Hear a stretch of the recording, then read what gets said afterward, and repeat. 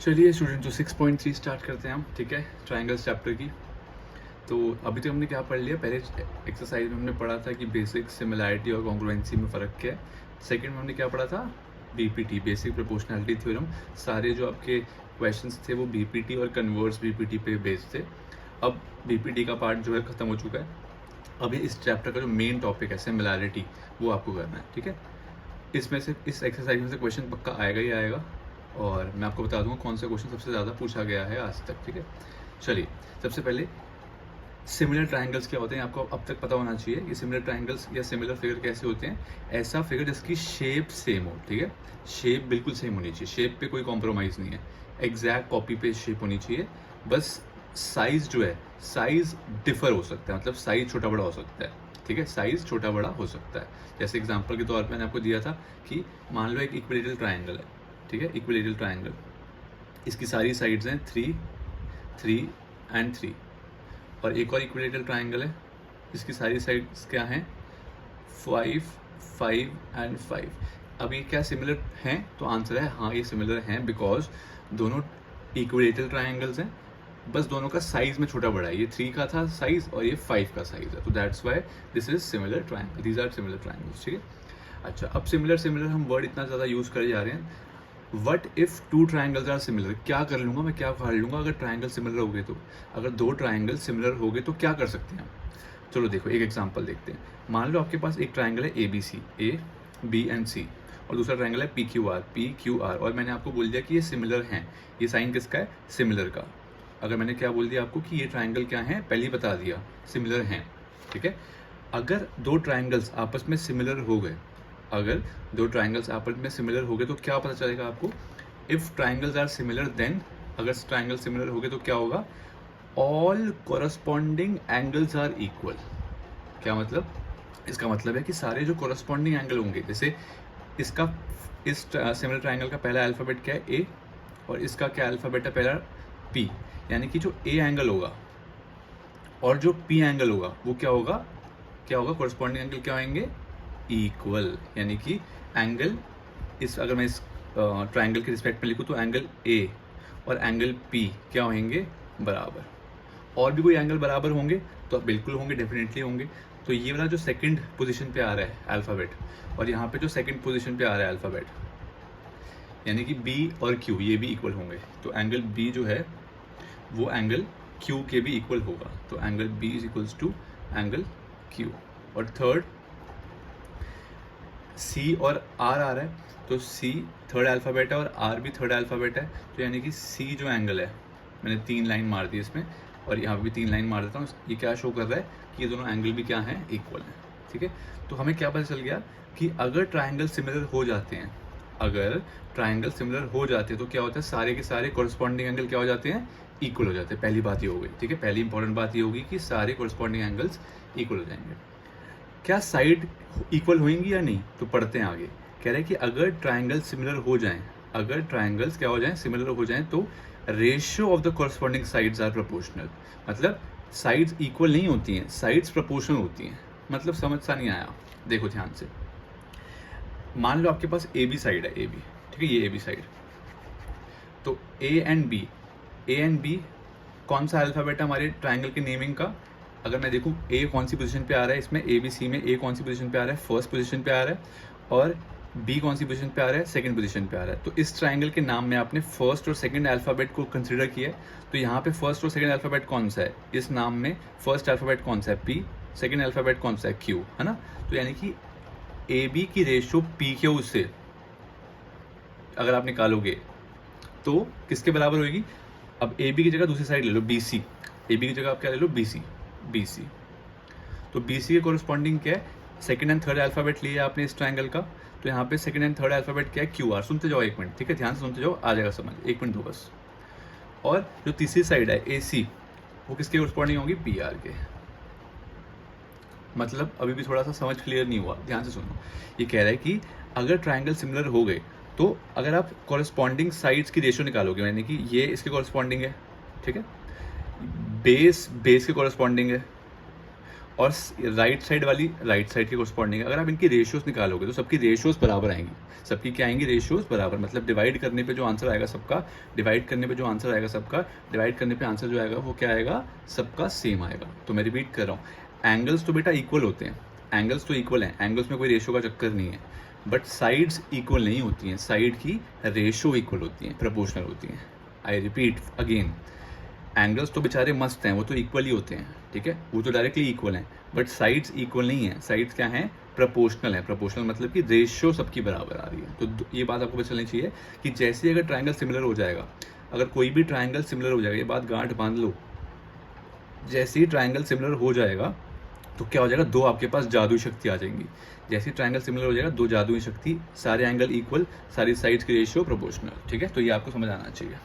आगे, अब आगे क्या पढ़ना है कि हमने पढ़ लिया कि ट्रायंगल सिमिलर हो जाएगा तो ये हो जाएगा, ट्रायंगल सिमिलर हो जाएगा तो हमारे पास दो पावर आ जाएंगी, ठीक है, ये पढ़ लिया। बट ये तो पता ही नहीं चल रहा हमें कि ट्रायंगल को सिमिलर कराएं कैसे, दो ट्रायंगल्स को आपस में सिमिलर कैसे करवा सकते हैं। तो how to prove triangles are similar, कैसे प्रूव करवाएं ट्रायंगल सिमिलर है। तो जैसे आपको कॉन्ग्रुएंट करवाने के लिए रूल्स थे आपके पास, वैसे सिमिलर करवाने के लिए भी आपके पास रूल हैं। देखो, क्लास 9th में आपने कॉन्ग्रुएंसी पढ़ी थी, उसमें रूल्स पढ़े थे, वैसे सिमिलर ट्रायंगल के भी आपके पास तीन रास्ते हैं। एक है एस एस एस रूल, मतलब साइड साइड साइड रूल। दूसरा रूल है आपके पास डबल ए, या फिर इसको आप ट्रिपल ए भी बोल देते हो, एक ही बात होती है, ये दोनों सेम है, double A and triple A R same. क्या होते हैं भी बताएंगे। और थर्ड क्या है, एस ए एस। तो आपके पास ये तीन रूल मौजूद हैं for similarity. S stands for side and A stands for angle. तो यहाँ पे साइड साइड साइड का कुछ करना है आपको, तीनों साइड्स के साथ कुछ करना है। यहाँ पे दो एंगल्स या तीनों एंगल के साथ कुछ करना है, और यहाँ पे दो साइड्स और एक एंगल के साथ कुछ करना है। तो आपके पास ये तीन रूल्स पॉसिबल है सिर्फ, ठीक है। तो अगर आपको ट्रायंगल्स को सिमिलर करना है, अगर आपको ट्रायंगल्स को सिमिलर करना है तो आप या तो ये रूल लगाओगे, या तो ये रूल लगाओगे, या तो ये रूल लगाओगे। कौन बताएगा कौन सा रूल लगाना है, कौन बताएगा कौन सा रूल लगाना है, क्वेश्चन बताएगा आपको, ठीक है। भगवान नहीं आके बताएंगे कान में बेटा ये लगा ले ये लगा ले, ऐसा नहीं, आपको क्वेश्चन बताएगा कि कौन सा रूल लगाना है। तो क्वेश्चन में जो डेटा दिया होगा उस हिसाब से आप सोचोगे कि ये लगाना है, ये लगाना है और ये लगाना है। कैसे अप्लाई करना है रूल, वही देखने जा रहे हैं हम, ठीक है बेटा। तो पहला रूल है एस एस एस, ये स्किप मत करना क्योंकि ये बेस है आपका, ठीक है। ध्यान से समझोगे तो आपको कोई दिक्कत ही नहीं आएगी एक्सरसाइज में, आप कहोगे ये क्या मजाक वाली एक्सरसाइज है, ठीक है। बहुत सिंपल एक्सरसाइज हो जाएगी अगर ये आपने ध्यान से सुना तो।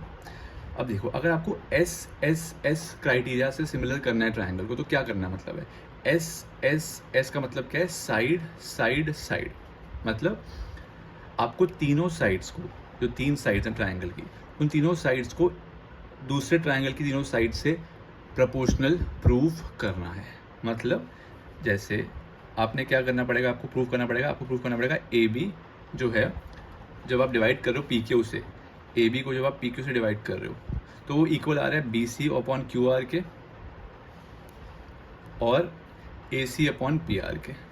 मतलब अगर आपने जैसे तैसे क्वेश्चन के डेटा को यूज़ करके आपने तीनों साइड की रेशियो बराबर कर दी, तीनों साइड की रेशियोज़ को बराबर कर दिया, तो आप क्या बोल सकते हो कि ट्रायंगल ए बी सी जो है और ट्रायंगल पी क्यू आर जो है उसको आपने क्या करा दिया, सिमिलर करा दिया। और सिमिलर कौन से रूल से करवाया, बाय एस एस एस। किसी के दिमाग में आएगा कि ये रेशियो आपने इक्वल कैसे ले ली, अरे बेटा भाई तो मैं बोल रहा हूँ ये डेटा आपको क्वेश्चन में दिया होगा, छुपा के मॉडिफाई करके डेटा क्वेश्चन में ही छुपा होगा। तो क्वेश्चन करेंगे तो मैं बता दूंगा कैसे छुपा हुआ है। बट अभी क्या मैं समझा रहा हूँ आपको कि जब भी आपको एस एस एस रूल लगाना है तो क्या करना पड़ता है, तीनों साइड की रेशियो को आपको क्या करवाना पड़ता है, बराबर प्रूफ करवाना पड़ता है। और जैसे ही आप बराबर प्रूफ करवा देते हो, we can say that triangle क्या है, सिमिलर हैं। कौन से रूल से, ट्रिपल एस। बस this is the triple S rule. तो यहाँ पे मैं फिर रिपीट कर रहा हूँ, साइड्स इक्वल नहीं है बेटा, साइड्स इक्वल कहाँ है, ये तो रेशियो इक्वल है, साइड्स इक्वल नहीं है, साइड्स की क्या इक्वल है, रेशियोज इक्वल है। क्लियर। तो this was S S S. Second rule क्या होगा, डबल ए या ट्रिपल ए, डबल ए या ट्रिपल ए। ये बहुत सिंपल है और फॉर्चुनेटली ये बहुत सिंपल रूल है, बहुत सिंपल रूल। बट और एक और आपके लिए है खुशखबरी है कि ये ज़्यादातर क्वेश्चंस जो हैं आपके वो सारे इसी रूल से होंगे। तो ये बहुत ज़्यादा सिंपल रूल है, मस्त रूल है। तो इसमें क्या है कि अगर मान लो आपने प्रूफ कर दिया कि ये वाला एंगल मतलब ट्राइंगल का कोई भी एक एंगल दूसरे के बराबर है और एक और पेयर ऑफ एंगल आपस में बराबर है। मतलब अगर आपने प्रूफ कर दिया कि एंगल ए और एंगल पी बराबर है और एंगल बी और एंगल क्यू बराबर है, क्या हम सी और आर को प्रूफ कर सकते थे? हाँ कर सकते थे बेटा, कोई बात नहीं है। जो भी क्वेश्चन में दिए हुए दो एंगल्स वो आपने इक्वल प्रूफ करवा दिए, चाहे वो कोई भी लॉजिक से हो, ठीक है। दो एंगल्स को आपने इक्वल प्रूफ करवा दिया। कैसे प्रूफ करवाएंगे अगेन वो डिपेंड करेगा क्वेश्चन पे। क्वेश्चन में वो आपको ऑल्टरनेट इंटीरियर एंगल दे रखा है, वर्टिकली ऑपोजिट एंगल दे रखा है, वो हम क्वेश्चन में देखेंगे। बट यहाँ पे क्या फोकस क्या है कि अगर आपको डबल ए क्राइटेरिया यूज़ करना है तो आपको कोई दो एंगल्स को इक्वल प्रूफ करवाना पड़ेगा। जैसे ही दो एंगल्स इक्वल प्रूव हो गए, ट्राइंगल क्या हो जाएंगे? सिमिलर हो जाएंगे। आई रिपीट, जैसे ही आपने ट्राइंगल के कोई भी दो एंगल्स को, दो कोरस्पॉन्डिंग एंगल्स को इक्वल प्रूफ करवा दिया तो दोनों ट्राइंगल क्या हो जाएंगे? दोनों ट्राइंगल आपस में क्या हो जाएंगे? सिमिलर हो जाएंगे। कौन से रूल से? Bye double a rule. Bye double a rule, ठीक है, bye double A similarity criteria, ठीक है, क्लियर। अब कहोगे डबल ए को ट्रिपल ए क्यों लिखा है? ध्यान से सुनना मेरी बात, तभी समझ आएगा। अब डबल ए को ट्रिपल ए क्यों लिखा है, ध्यान से सुनना। मान ले बेटा ये 30 है, ये भी 30 है, क्योंकि इक्वल है ना, इक्वल है। ये मान ले बेटा ये 50 है और ये भी 50 है, ठीक है। अब ऑब्वियसली दिमाग लगाओ यार थोड़ा सा। आपको ये तो पता है ना कि सारे एंगल का सम 180 होता है। ट्राइंगल के तीनों एंगल का सम 180 होता है, ये बात तो सबको पता है। जब बेटा ये 30 है, ये 50 है, तो जब आप सम करके निकालोगे तीसरा एंगल, एंगल सम प्रॉपर्टी से कितना आएगा? 100 आएगा। कैसे? 30 + 50 कितना होता है? 80 होता है। टोटल कितना होता है? 180। 180 में से 80 माइनस कर दो, कितना आएगा? 100 आएगा। और क्योंकि ये दोनों एंगल भी सेम ही है तो इसका भी क्या आएगा? 100 ही आएगा। मैं फिर रिपीट कर रहा हूँ बेटा, ऑब्वियस सी चीज़ है, जब ट्राइंगल के दो एंगल्स इक्वल हैं, जब दोनों दो ट्राइंगल्स के दो एंगल्स इक्वल हैं तो तीसरा ऑब्वियसली अपने आप इक्वल हो जाएगा। कैसे? एंगल सम प्रॉपर्टी से। जब ये 30 है, ये भी 30 है, ये 50 है, ये भी 50 है, तो ये जब आप एंगल सम प्रॉपर्टी से निकालोगे और ये भी जब आप एंगल सम प्रॉपर्टी से निकालोगे, दोनों सेम आंसर आएंगे। क्यों? क्योंकि दोनों एंगल सेम है, ऑब्वियस। तो इसलिए डबल ए क्राइटेरिया और ट्रिपल ए क्राइटेरिया एक ही बात है। जब आपने डबल ए प्रूफ कर दिया तो ऑटोमेटिकली वो ट्रिपल ए भी होगा ही। आई रिपीट, जैसे ही आपने डबल ए कर दिया तो ऑब्वियसली बात है थर्ड एंगल तो इक्वल होगा ही होगा। तो इसलिए हम ज़्यादातर क्वेश्चन में डबल ए लिखेंगे। ट्रिपल ए भी लिख सकते हैं, कोई प्रॉब्लम नहीं है, बट ट्रिपल ए का कोई फ़ायदा ही नहीं। क्यों? क्योंकि जब दो एंगल इक्वल हो गए हैं, जब दो एंगल्स इक्वल हो गया तो तीसरा बेचारा इक्वल ही होगा ऑटोमेटिकली। कैसे? एंगल सम प्रॉपर्टी से। तो ये आपको समझ आनी चाहिए बात, ठीक है। तो अगर आपने दो एंगल इक्वल प्रूफ कर दी तो आपका डबल ए क्राइटेरिया से ट्राइंगल सिमिलर हो जाएगा। थर्ड, ठीक है, थर्ड देख लेते हैं। ये खुशखबरी आपकी मैंने बताई थी कि ये ज़्यादातर क्वेश्चन में यही लगेगा आपके, ठीक है, double A criteria. Next, third criteria क्या है आपका? थर्ड क्राइटेरिया इज SAS, ठीक है। सबसे पहले समझो SAS का मतलब क्या होगा। आपको दो साइड्स की रेशियो इक्वल प्रूफ करनी है, क्योंकि दो बार S है, और एक एंगल को प्रूफ करना है। मान लो, कंसिडर कर रहे हैं हम, कंसिडर कर रहे हैं, ठीक है, मान रहे हैं। मान लो क्वेश्चन में आपने प्रूफ कर दिया कि AB साइड की रेशियो, AB साइड की रेशियो, ये वाली जो साइड है AB, और PQ साइड की रेशियो आपने बराबर प्रूफ कर दी। किससे बराबर प्रूफ कर दी आपने?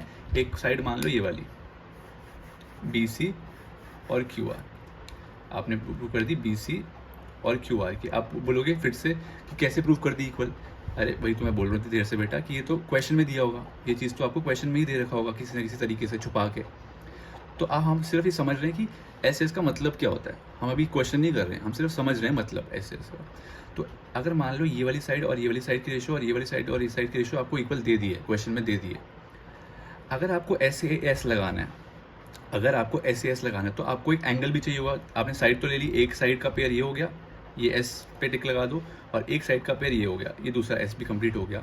तो SAS में दो साइड्स की रेशियो चाहिए होती है। आपने एक ये रेशियो बना दी और एक ये रेशियो बना दी, तो दो साइड्स की रेशियो इक्वल कर दी। तीसरा क्या चाहिए आपको? एंगल चाहिए। अब एंगल में एक रिस्ट्रिक्शन है बेटा, एंगल में एक रिस्ट्रिक्शन है। अब देखो, SAS को आपने SAS ही क्यों लिखा? आप इसी को SSA भी तो लिख सकते थे, आप इसी को ASS भी तो लिख सकते थे। एक ही बात थी, क्योंकि यहाँ पे भी दो S हैं, यहाँ पे भी दो S हैं और यहाँ पे भी दो S हैं। बट हमने यही फॉर्मेट चूज़ किया, इन दोनों को इग्नोर मारा। क्यों इग्नोर मारा इनको हमने? सोचो क्यों इग्नोर मारा होगा? बिकॉज ये फॉर्मेट आपको एक चीज़ सिग्निफाई कर रहा है बेटा, ये फॉर्मेट आपको एक चीज़ सिग्निफाई कर रहा है कि अगर आपको SAS रूल लगाना है अगर आपको SAS रूल लगाना है तो ये जो एंगल है वो इन दो लेडीज़ के बीच में फंसा होना चाहिए। मतलब ये एंगल जो है वो बीच का होना चाहिए, बीच में होना चाहिए। मतलब जैसे 3 सीट्स है ना, 3 सीट में यहाँ S बैठेगा, यहाँ S बैठेगा, यहाँ पे A बैठना चाहिए। मतलब कि जो 2 साइड्स आपने ली हैं, एक साइड आपने ये लिया प्रूफ में और आपने एक ये ली है ना, AB ली थी और BC ली थी, आपने ये दोनों साइड ली हैं। तो इन दोनों साइड के जो बीच का एंगल है, बीच वाला, सिर्फ बीच वाला एंगल, ये वाला और इसका बीच वाला, आप यही प्रूफ में यूज़ कर सकते हो। मतलब angle B is equals to angle Q ही आपको करना पड़ेगा, तभी SAS रूल लगेगा। आई रिपीट, जब भी SAS रूल लगाना है तो 2 साइड्स की रेशियो इक्वल करनी है ना। जो भी आपने 2 साइड ली, जो भी आपने 2 साइड्स की ली, जैसे हमने इस क्वेश्चन में ये और ये ली, तो उसके जो बीच वाला एंगल होगा वही आपको इक्वल प्रूफ करवाना पड़ेगा SAS के लिए। अगर आप मान लो आपको ये दिया हुआ है एंगल A और एंगल P इक्वल दिया हुआ है, B और Q नहीं दिया हुआ, B और Q इक्वल नहीं दिया हुआ क्वेश्चन में, हमें A और P दिया हुआ है, तो हम SAS रूल नहीं लगा सकते। तभी तो हमने इसको SAS लिखा है और SSA या ASS नहीं लिखा। इसका मतलब क्या है कि साइड्स के बीच में होना चाहिए एंगल, साइड्स के बीच वाला एंगल। ये साइड ली थी और ये साइड ली थी आपने प्रूफ में, तो बीच वाला एंगल। किसी के मन में आएगा भैया कि ये और ये की जगह कोई और साइड ली हो, तो अगर इसकी और इसकी जगह कोई और साइड ली हो तो हाँ, तो बेटा उसी लॉजिक से करोगे, सेम लॉजिक से। मतलब मैं जल्दी से बनाया तो ताकि डाउट रहे ना आपके दिमाग में। मान लो क्वेश्चन में उन 2 साइड की जगह आपको दी हुई है एक ये साइड और ये साइड, और दूसरी साइड दी हुई है मान लो ये वाली और ये वाली। अब इस केस में कौन सा एंगल लोगे? अब इस केस में थोड़ी ये वाला एंगल लेके बैठ जाओगे, ऑब्वियस है ना। अब क्योंकि आपने ये दोनों साइड लिए हैं और यहाँ पे ये दोनों साइड लिए हैं, तो आप कौन सा एंगल लोगे? ये बीच वाला, A और P, तभी SAS वैलिड होगा, वरना SAS इनवैलिड माना जाएगा। ठीक है, तो SAS का मतलब क्या है? Side angle side, meaning angle should be enclosed by the side. ठीक है, साइड्स के बीच का एंगल होना चाहिए। क्लियर? ये इंपॉर्टेंट चीज़ है, इसको गांठ मार लो, दिमाग में रिपीट करो एक बार कि SAS में एंगल बीच का होना चाहिए, SAS में एंगल बीच का होना चाहिए। ठीक है, चलो बहुत हो गया, आगे बढ़ते हैं। पहला क्वेश्चन बहुत इजी सा है।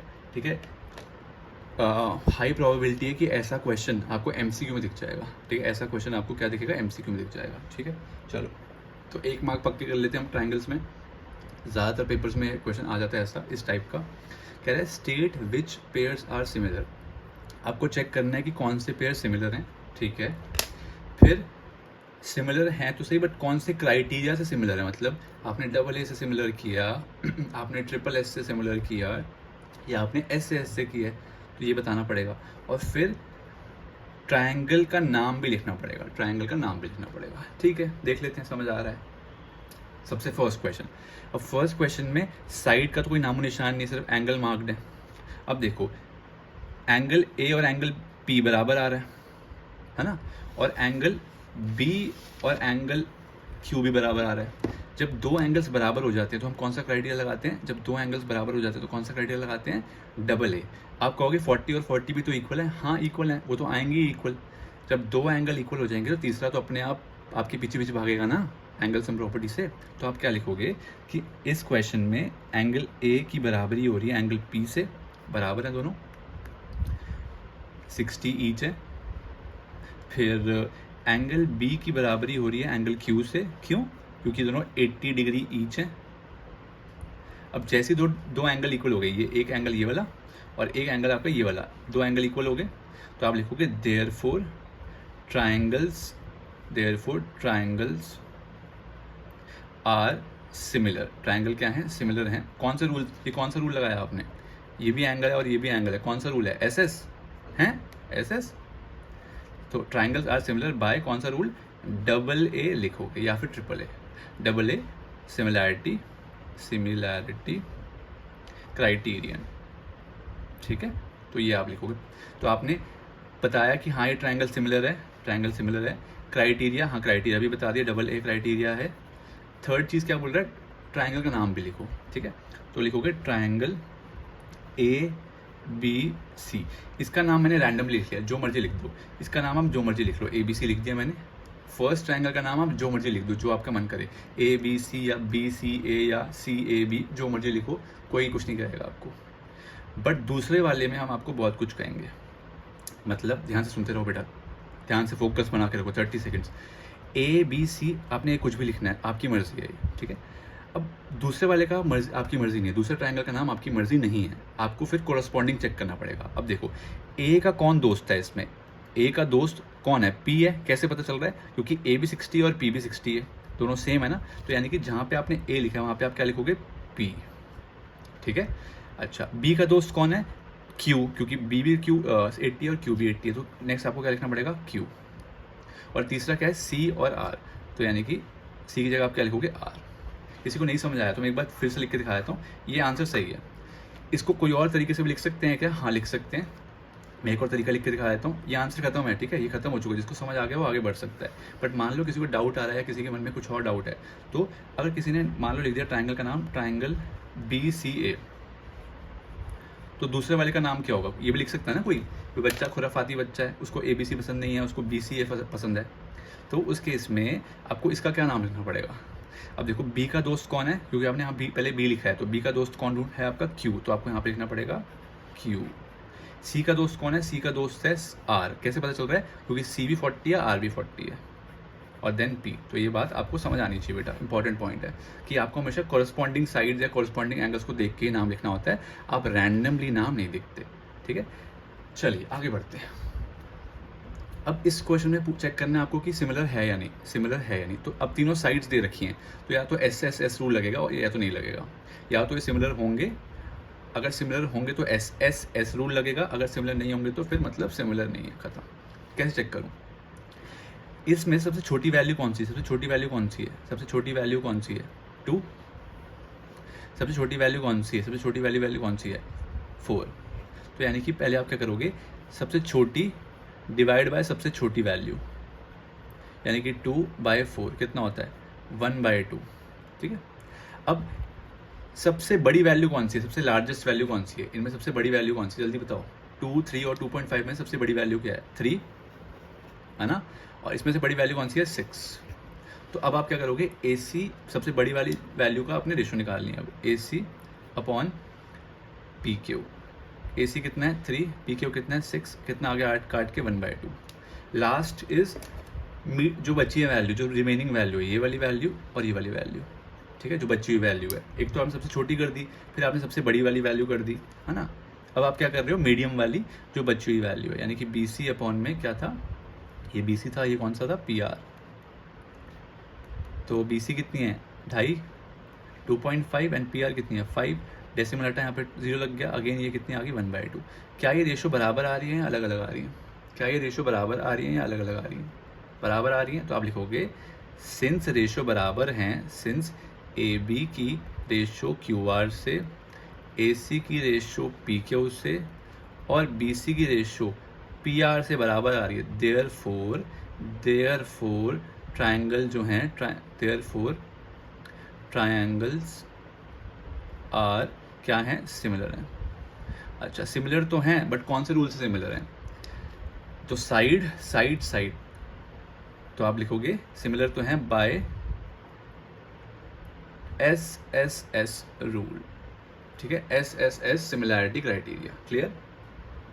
अब बात आती है ट्रायंगल का नाम लिखिए, ट्रायंगल का नाम लिखिए। तो आप देखिए मैंने क्या बताया था आपको ट्रायंगल नाम लिखने का तरीका, कि पहले का तो आपका जो पसंद आए वो लिख दो बेटा, पहले का तो जो पसंद आए वो लिख दो, मैंने ABC लिख दिया।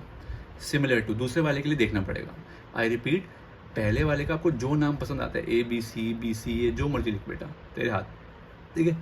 अब मैंने लिख दिया ABC, तो AB का जो दोस्त था, AB का दोस्त कौन था, AB का दोस्त क्या था, QR। अब यहाँ पे बच्चे गलती कर देते हैं, बट अब ध्यान सुन लो, बच्चे क्या लिख के आते हैं पेपर में, ABC सिमिलर टू PQR, और वहीं पे बच्चों का नंबर कट जाता है, ठीक है।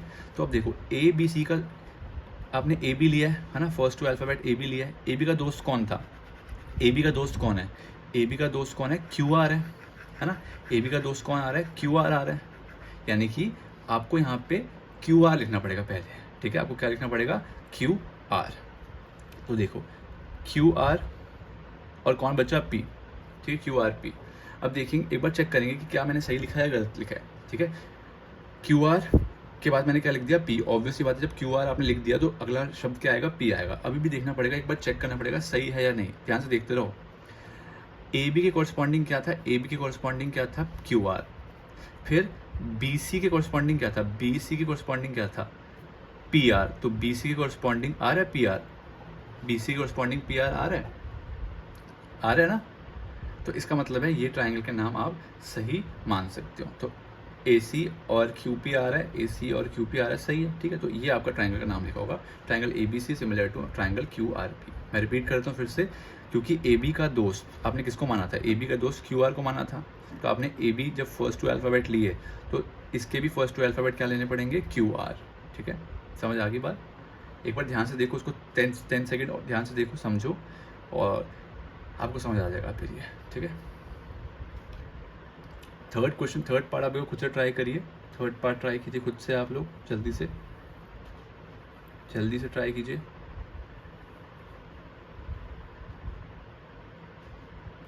ठीक है, तो किसी को समझ नहीं आया दोस्ती वाला कंसेप्ट, तो क्या दोस्ती वाला कंसेप्ट क्या है कि छोटे वाले को छोटे से डिवाइड किया था हमने, है ना, छोटे वाले को छोटे से। तो किसी के मन में आ रहा है कि इसको इससे क्यों नहीं किया, तो लॉजिक क्या है कि ये स्मॉलेस्ट साइड थी और ये भी स्मॉलेस्ट साइड थी ना, तो स्मॉलेस्ट का स्मॉलेस्ट दोस्त है, बिगेस्ट का बिगेस्ट दोस्त है, इसलिए ये मत दोस्त है कि ये लेफ्ट साइड है तो ये भी लेफ्ट साइड होनी चाहिए ना, ये कोई लॉजिक नहीं है।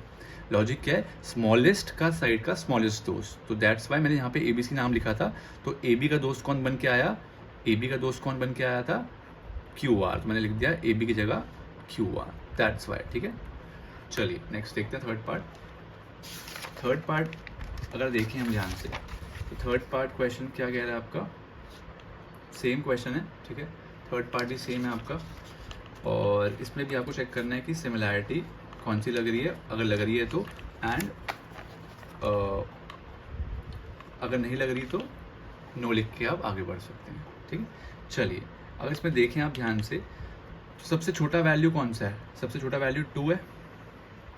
अरे सबसे छोटा क्या है, 2 ही है ना। इसमें सबसे छोटा वैल्यू क्या है, 4 है। तो पकड़ लो इन दोनों को, एम पी अपॉन में डी ई, ठीक है, एम पी अपॉन में डी ई, ठीक है, एम पी अपॉन में ई डी, एक ही बात है। एम पी की वैल्यू कितनी है 2, ई डी की वैल्यू कितनी है 5, ठीक है, तो 2.5 आ गया। अब सबसे लार्जेस्ट वैल्यू कौन सी है, सबसे लार्जेस्ट वैल्यू, सबसे बड़ी वैल्यू इसमें कौन सी है, 3। इसमें सबसे बड़ी वैल्यू कौन सी है, 6। तो आपने चेक करना है एल पी अपॉन में, एल पी अपॉन में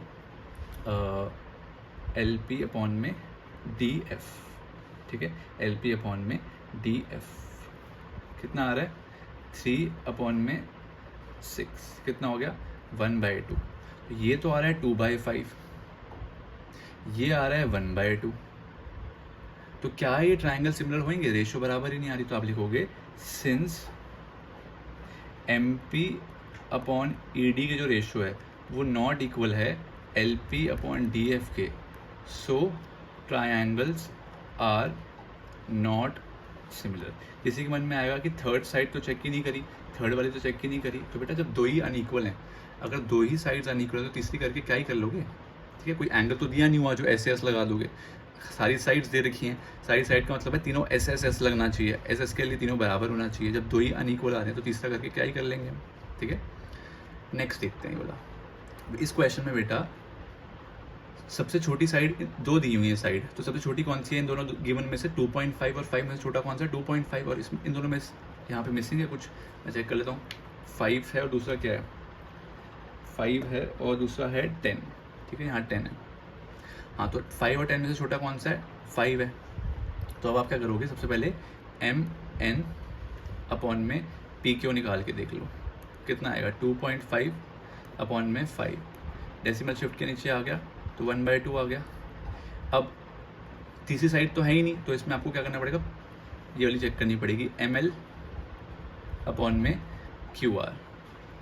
ये कितना आ रहा है 5/10, अगेन कितना आ रहा है 1/2। तो यानी कि साइड की रेशियो है इक्वल आ रही है। तो इसमें आपको दिख रहा है कि दो साइड्स दे रखी हैं और एक एंगल दे रखा है, तो एस ए एस ही लगेगा, और तो कुछ लग नहीं सकता। जब दो साइड्स और एक एंगल दे रखा है तो एस ए एस ही लगेगा। तो साइड की रेशियो तो आपने बराबर कर दी, यानी कि एम एन अपॉन में पी क्यू बराबर कर दिया एम एल अपॉन में क्यू आर की, ये तो बराबर हो गया, ठीक है, ये बराबर हो गया। अब एंगल इक्वल आ रहे हैं क्या, हाँ एंगल भी इक्वल आ रहे हैं। Angle M is equals to angle Q is equals to 70 degree, ठीक है। तो मैंने आपको क्या बताया था एस में क्या रूल बताया था कि साइड के बीच का एंगल होना चाहिए, साइड के बीच का एंगल, हाँ ये क्राइटेरिया फुलफिल कर रहा है। तो यानी कि क्योंकि साइड की रेशियो बराबर है, दो साइड्स की रेशियो बराबर है और एंगल भी बराबर है, क्योंकि दो साइड्स की रेशियो भी बराबर है यानी कि एस एस और ए भी बराबर है, तो देयरफॉर ट्राइंगल सिमिलर हो जाएंगे। तो आप लिखोगे देयरफॉर ट्राइंगल्स आर सिमिलर, ये ट्राइंगल्स की शॉर्ट फॉर्म लिखी है मैंने, ट्राइंगल्स आर सिमिलर बाय कौन सा रूल, SAS, ठीक है, सिमिलैरिटी क्राइटेरिया, ठीक है। अब इसमें नामकरण करना पड़ेगा इसका, ठीक है, नामकरण करो इसका। तो आप लिखोगे ट्रायंगल, इसका कुछ भी नाम लिख दो जो आपका मन करे, MNL जो मर्जी लिख दो, MNL सिमिलर टू ट्रायंगल। अब देखो यहाँ पे M एंगल का दोस्त कौन था, Q एंगल। कैसे पता, क्योंकि ये भी 70 और ये भी 70 तो दोस्त हो गए। तो M जहाँ पे लिखा है आपने, जहाँ पे आपने M लिखा है वहाँ पे अब आपको क्या लिखना पड़ेगा, Q, क्योंकि Q और M जो है वो दोस्त हैं, तो आपने M की जगह क्या लिख दिया, Q। अच्छा, अब MN साइड का दोस्त कौन था, MN का दोस्त सबसे छोटी साइड थी ये MN, तो उसका दोस्त कौन था, MN का दोस्त था PQ। तो Q तो आप लिख चुके ऑलरेडी, तो अब आपको क्या लिखना पड़ेगा, P, और थर्ड अल्फ़ाबेट क्या बचा है, R, तो ये आंसर आ जाएगा this triangle similar to this triangle, खत्म, ठीक है। तो ये आपका कंप्लीट करता है क्वेश्चन को, ठीक है। इसको आप इस तरीके से भी लिख सकते हो, कोई दिक्कत वाली बात नहीं है। इसी ट्राइंगल को आप ऐसे भी लिख सकते हो, ट्राइंगल NML अगर लिख दो, कोई लिखना चाहे तो NML, ठीक है, NML। तो M का दोस्त कौन है अगेन, Q, तो 3 अल्फ़ाबेट का बनेगा ये, 3 अल्फ़ाबेट का है ना। तो क्योंकि M बीच में आ रहा है, तो Q भी बीच में आएगा, क्योंकि दोस्त को दोस्त की जगह चाहिए। और NM का दोस्त कौन है, NM का दोस्त कौन था, NM का दोस्त कौन है, PQ। तो यहाँ पे PQR भी आ सकता है, तो ये भी एक वैलिड आपका नाम है, ठीक है। चलें 5th पार्ट पे, चलिए 5th पार्ट देखते हैं। तो 5th पार्ट में इन्होंने हमारे साथ खेला करने की कोशिश करी है, ठीक है, ध्यान से देखना सिर्फ 5th पार्ट को। 5th पार्ट ज़्यादातर बच्चे गलत कर देते हैं, ठीक है, 5th पार्ट जो है वो गलत कर देते हैं बच्चे, तो ध्यान से देखना। सबसे पहले छोटी साइड, इन दोनों में से छोटी कौन सी है ये, इन दोनों में से छोटी कौन सी है ये, तो आप क्या करोगे, AB अपॉन में PDF, AB कितना है 2.5 अपॉन में 5, डेसिमल शिफ्ट हुआ, यहाँ पे 0 आ गया, तो कितना आएगा 1/2, 25 1 ज़ा 25 2 ज़ा। नेक्स्ट ये वाली बड़ी साइड है और ये भी बड़ी साइड है, तो यानी कि BC अपॉन में EF, 3 अपॉन में 6, कितना आ गया 1/2, यानी कि साइड की रेशियो बराबर है। अब यही बच्चे गलती कर देते हैं, साइड की रेशियो तो बराबर है और बच्चे देखते हैं एंगल भी बराबर है, और इसको SAS लिखाते हैं और मैम कहती है ये लो ऐश करो, 0 ले लो। क्यों, ध्यान से देखो, SAS का क्या रूल था, सोचो एक बार, SAS के दिमाग में लाओ जल्दी से। SAS में क्या था कि एंगल साइड्स के बीच में आना चाहिए, मतलब ये साइड आपने ली है और आपने ये साइड लिया है, तो क्या एंगल बीच में आ रहा है, हाँ आ रहा है, इसमें तो आ रहा है, कोई दिक्कत ही नहीं है। बट यहाँ देखना बेटा, ये वाली साइड लिया आपने और ये वाली लिया, तो एंगल कौन सा होना चाहिए था, 80, ये वाला होना चाहिए था 80, ये वाला। क्या ये वाला 80 दे रखा है, नहीं दे रखा ना, ये वाला दे रखा है, तो दैट्स वाई ट्राइंगल सिमिलर ही नहीं है। तो आप लिखोगे triangles are not similar. I repeat, मैं फिर से रिपीट कर रहा हूँ बेटा, मुझे पता चल रहा है कि हाँ ये SS रूल, तो यहाँ पे साइड्स की रेशियो तो बराबर आ रही है, बट SS कोई रूल ही नहीं होता, हमारे पास रूल होता है SAS, और SAS लगाने के लिए एंगल साइड्स के बीच में होना चाहिए। तो ये साइड लिया और ये साइड जो आपने ली है, एंगल क्या इसमें बीच में दिया हुआ है क्या, 80 यहाँ पे होना चाहिए था, बट इसने तो 80 कहीं और दे दिया, तो दैट्स वाई यहाँ पे सिमिलर ट्राइंगल है ही नहीं, तो ये गलती मत कर देना इसमें, ठीक है। चलिए लास्ट देखते हैं, इस ट्राइंगल को देखते हैं। अब इस ट्राइंगल में भी कभी कभार कोई बच्चे जो थोड़ा ध्यान से नहीं देखते वो गलती कर सकते हैं, मैं फिर रिपीट कर रहा हूँ, जो थोड़ा ध्यान से नहीं देखते वो गलती इसमें कर सकते हैं। कैसे, बच्चे का देखेंगे 80 से 80 मैच कर रहा है और बोलेंगे 70 और 30 तो मैच ही नहीं कर रहा, सिमिलर नहीं है, बस यही धोखा खा गया आप। ठीक है, ये 2 के बाद क्वेश्चन था। कैसे? देख बेटा, जब इसमें आप वो इसको निकालोगे जब आप खुद से, इसको एंगल सम प्रॉपर्टी से खुद निकालोगे जब आप, जैसे 70 + 80 + f, सबका सम कितना होता है 180, एंगल सम प्रॉपर्टी। तो एंगल f की वैल्यू कितनी आएगी जब आप इनको प्लस करोगे? तो एंगल f की वैल्यू आप देखोगे आएगी 30 डिग्री, ठीक है, 30 डिग्री ये आएगी। इसका मतलब क्या है कि ये वाला एंगल 30 डिग्री है, तो यानी कि 80 की दोस्त से दोस्ती है, 30 की 30 से दोस्ती है तो सही। उसने तीसरा एंगल जानबूझ के दिया हुआ है कंफ्यूज करने के लिए, ताकि बच्चे गलत कर दें। आप लोग क्या गलती करोगे, क्वेश्चन में ये तो दिया नहीं हुआ, तो आप क्या करोगे 80 को 80 से मैच कर लोगे और बोलोगे 70 और 30 मैच नहीं हो रहा, सिमिलर नहीं है ना। बेटा ये गलती मत करना, क्योंकि एंगल्स एंड प्रॉपर्टी का कंसेप्ट आपको आता है, तो आप पहले थर्ड एंगल निकालोगे और देखोगे कि क्या वो मैच कर रहा है या नहीं कर रहा। अगर मैच कर रहा है तो सिमिलर है, अगर मैच नहीं कर रहा तो सिमिलर नहीं है। तो इसमें आप क्या लिखोगे कि एंगल ई की जो दोस्ती दिख रही है हमें क्यू से दिख रही है, क्यू एंगल से दिख रही है, ठीक है, और एंगल एफ की दोस्ती हमें दिख रही है साफ साफ आर के साथ, क्योंकि दोनों 30-30 आ रहे हैं। तो यानी कि ये ट्राइंगल्स जो हैं, देयरफॉर ट्राइंगल्स आर सिमिलर। कौन से रूल से हुआ ये?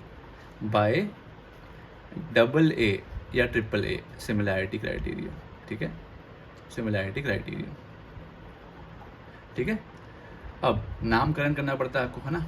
हमने आपको नामकरण की दी है, तो DEF मैंने रैंडम लिख दिया यहाँ पे, कुछ भी आपकी मर्जी है, यहाँ पे कोई भी नाम लिखो, बट यहाँ पे आपको सोच के लिखना पड़ेगा, ठीक है। D का दोस्त कौन है? D का दोस्त कौन है नहीं पता। E का दोस्त कौन है? Q, और F का दोस्त कौन है? R। तो ऑब्वियसली पता है D का दोस्त कौन होगा? P। तो आप लिखोगे P, फिर E आ रहा है तो E का दोस्त कौन है? Q, तो Q, और F का दोस्त कौन है? R। दोस्त कैसे पता कर रहा हूँ मैं? सोच बताओ, दोस्त को कैसे ढूंढ रहा हूँ मैं? बिकॉज 30-30 दोस्त, 80-80 दोस्त, तो 70-70 दोस्त। यहाँ पे 70 लिखा नहीं हुआ, बट आपको समझ आ रहा है कि 70 ही आएगा एंगल्स एंड प्रॉपर्टी से, ठीक है। तो this was our last part, ठीक है। अगर आपने इसको ध्यान से सुना है, इस पूरे क्वेश्चन को, पूरी इंट्रोडक्शन को, तो आपको अगले क्वेश्चंस में बहुत ही ईजी लगने वाले हैं, ठीक है, बहुत ईजी लगने वाले हैं, ठीक है। चलिए।